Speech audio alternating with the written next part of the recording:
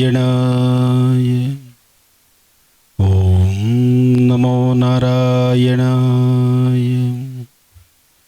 ಓಂ ನಮೋ ನಾರಾಯಣಾಯ. ರಾಮಾಯ ರಾಮಭದ್ರಾಯ ರಾಮಚಂದ್ರಾಯ ವೇದಸೇ ರಘುನಾಥಾಯ ನಾಥಾಯ ಸೀತಾಯ ಪದಯೇ ನಮಃ. ಜಾನಕಿ ರಾಮ ಪಟ್ಟಾಭಿರಾಮ ಶ್ರೀರಾಮ ರಾಮ ರಾಮ ರಾಮತಃ ಶ್ರೀಮದ್ಮಹಾರಾಮಚಂದ್ರ ಸ್ವಾಮಿನೇ ನಮಃ. ಶ್ರೀರಾಮಚಂದ್ರನ ಸೇವಾ ದುರಂದನಾದಂತಹ ಮಾರುತಾತ್ಮಜ ಪ್ರಸನ್ನಾಂಜನೇಯ ಸ್ವಾಮಿಯ ಕೀರ್ತಿ ಅಜರಾಮರ.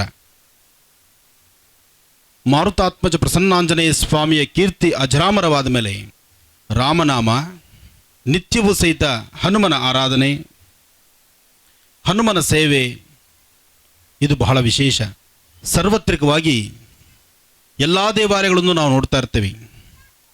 ಆದರೆ ಹನುಮನ ಆಲಯ ಊರಿಗೊಂದು, ಗಲ್ಲಿಗೊಂದು, ಹಾಗೂ ಊರಿನ ಕೊನೆ ಭಾಗಕ್ಕೊಂದು. ಇನ್ನು ಹನುಮನ ಆರಾಧನೆ ಇದು ಸಾಮಾನ್ಯವಾದ್ದಲ್ಲ. ಹನುಮನ ಆರಾಧನೆಯೂ ವಿಶೇಷ.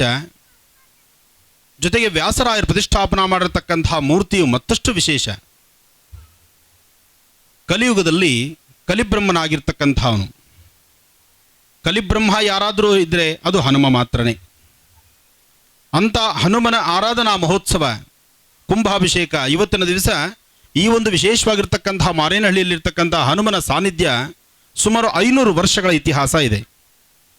500 ವರ್ಷಗಳ ಇತಿಹಾಸ ಇರತಕ್ಕಂಥ ಈ ಸಾನ್ನಿಧ್ಯದಲ್ಲಿ ಭಾಳಷ್ಟು ಶ್ರದ್ಧಾಭಕ್ತಿಯಾಗಿ ಇಲ್ಲಿವರೆಗೂ ನಿತ್ಯ ಅನುಷ್ಠಾನಗಳನ್ನು ಕೈಗೊಂಡು ಬಂದಿರೋದ್ರಿಂದಲೇ ಇವತ್ತು ಸ್ವಾಮಿ ಇಷ್ಟು ರಾರಾಜಿಸ್ತಾ ಇದ್ದಾನೆ.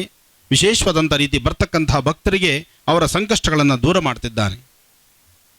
ಇಂಥ ಒಂದು ಸಾನ್ನಿಧ್ಯದಲ್ಲಿ ಇವತ್ತು ನೂತನವಾಗಿ ನಿರ್ಮಿತವಾಗಿರ್ತಕ್ಕಂಥ ರಾಜಗೋಪುರ ಹಾಗೂ ವಿಮಾನಗೋಪುರದ ಮೇಲ್ಭಾಗದಲ್ಲಿರ್ತಕ್ಕಂತಹ ಕಳಶಗಳ ಪ್ರತಿಷ್ಠಾಪನಾ ಮಹೋತ್ಸವ, ಕುಂಭಾಭಿಷೇಕ.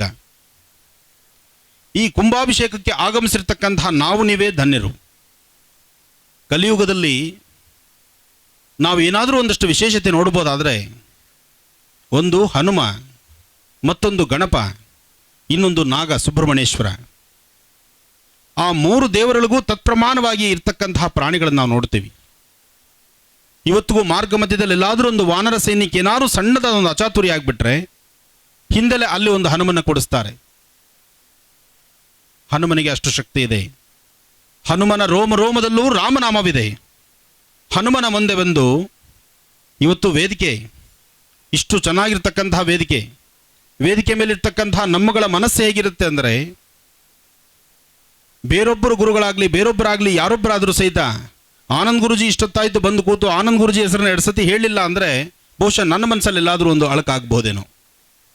ಹಾಗೆ ನನ್ನ ಪಕ್ಕದಲ್ಲಿರ್ತಕ್ಕಂತಹ ಗುರುಗಳು ಅಥವಾ ಇನ್ನೊಬ್ಬರು, ಮತ್ತೊಬ್ಬರು, ಮಗದೊಬ್ಬರು ಅಥವಾ ಯಾರೊಬ್ಬರು ಗಣ್ಯ ವ್ಯಕ್ತಿಗಳು ಅವ್ರ ಹೆಸರು ಮಾತಾಡಲಿಲ್ಲ ಅಂದರೆ ಹಿಂದೆಲ್ಲ ಅವ್ರ ಮನಸ್ಸಲ್ಲಿ ಒಂದು ಫೀಲ್ ಆಗುತ್ತೆ. ಆದರೆ ರಾಮನ ಮುಂದೆ ಹನುಮನ ಭಕ್ತಿ ಹೇಗಿದೆ ಗೊತ್ತಾ? ಹನುಮನ ಆಲಯದಲ್ಲಿ ಬಂದು ಹನುಮನ ಹೊಗಳಬೇಕಾದ್ದಿಲ್ಲ, ಹನುಮನ ಒಡೆಯನಾದಂತಹ ರಾಮನ ಹೊಗಳಿದ್ರೆ ಸಾಕಂತೆ ಹನುಮನ ತೃಪ್ತಿ ಪಡ್ತಾನಂತೆ.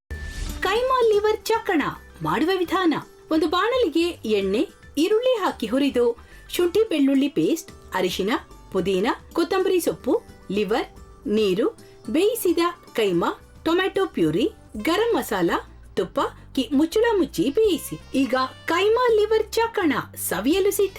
ನಮ್ಮ ಇವತ್ತಿನ ಕಾರ್ಯಕ್ರಮದಲ್ಲಿ GFC ಖ್ಯಾತಿಯ ಕೃಷ್ಣಪ್ಪನವರು ಒಳ್ಳೆ ಚಾಕ್ನವನ್ನ ಮಾಡಿ ಕೊಟ್ಟಿದ್ದಾರೆ. ಹೆಂಗಿದೆ ಅಂತ ಎಲ್ಲ ಹೇಳಕ್ಕಾಗಲ್ಲ, ನೀವು ಮಾಡ್ಕೊಂಡ್ರೆ.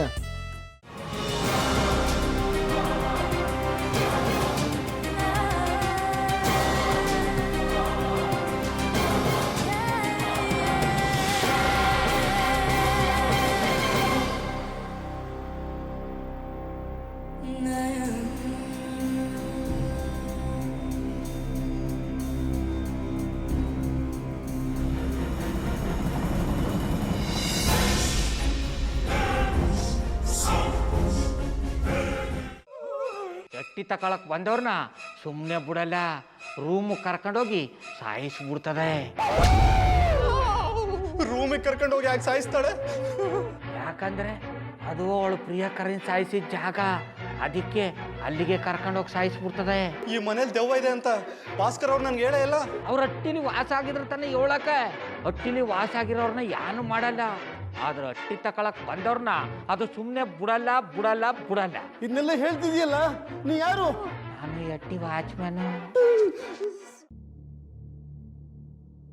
ನಾನು ಅರ್ಜೆಂಟಾಗಿ ರಾಮನಗರ ಹೋಗ್ಬೇಕು. ನೀನು ವೆಹಿಕಲ್ ಕಳಿಸ್ತೀಯಾ? ಅಷ್ಟೇ ತಾನೇ? ಎಷ್ಟು ಗಂಟೆಗೆ ಅಂತ ಹೇಳಿ ಕಳಿಸ್ತೀನಿ. ಮೊನ್ನೆ ಯಾರೊಬ್ರನ್ನ ಕಳಿಸಿದ್ಯಲ್ಲ, ಅವನೇ ಕಳಿಸು, ಚೆನ್ನಾಗಿ ಓಡಿಸ್ತಾನ ಅವನು. ಮೊನ್ನೆನಾ? ಹಾ, ಶಿವು ಇರಬೇಕು. ಹಾ, ಅವನೇ. ಅಯ್ಯೋ, ಅವ್ನು ನಿನ್ನೆಯಿಂದ ಕೆಲಸಕ್ಕೆ ಬಂದಿಲ್ಲ. ಫೋನ್ ಮಾಡಿದ್ರೆ ರಿಸೀವ್ ಮಾಡ್ತಿಲ್ಲ.